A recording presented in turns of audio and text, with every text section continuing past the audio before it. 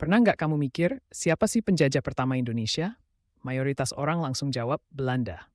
Wajar sih, karena Belanda yang paling lama bercokol di sini, hampir 350 tahun. Tapi faktanya, bukan Belanda yang pertama kali menancapkan kuku kekuasaan di Nusantara. Siapa dia? Yuk kita bongkar rahasianya. Bayangin tahun 1911. Portugis dipimpin Alfonso de Albuquerque berhasil merebut Malaka, pusat perdagangan paling strategis di Asia Tenggara.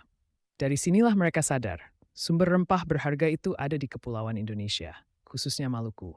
Jadi jangan heran mereka langsung bergerak ke timur. Tapi kedatangan Portugis bukan sekadar berdagang. Mereka datang dengan misi besar, menguasai jalur rempah dan memonopoli perdagangan. Mereka bangun benteng, bawa persenjataan modern, bahkan ikut campur dalam politik kerajaan setempat. Di Ternate dan Tidore, mereka bukan cuma mitra, tapi juga pengatur aturan main. Pertanyaannya, gimana cara Portugis menjajah? 1. Mereka bikin monopoli rempah, semua harus lewat tangan Portugis. 2. Mereka bangun benteng pertahanan buat mengamankan posisi. 3.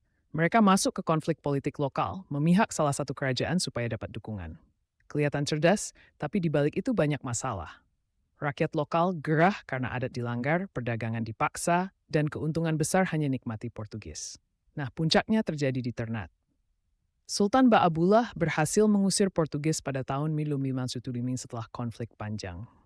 Artinya, meskipun Portugis tercatat sebagai bangsa Eropa pertama yang menjajah Indonesia, kekuasaan mereka terbatas dan gak pernah menyeluruh. Belanda baru muncul belasan tahun kemudian lewat ekspedisi Cornelis de Houtman di tahun 1505. Disusul VOC yang berdiri Sirinmas II dan mulai mengambil alih dominasi. Jadi, kalau ada yang bilang Belanda adalah penjajah pertama, itu sebenarnya keliru. Portugislah yang duluan, meski akhirnya kalah bersaing. Kenapa cerita ini penting? Karena kita jadi paham kalau sejarah Indonesia itu nggak sesederhana Belanda 350 tahun.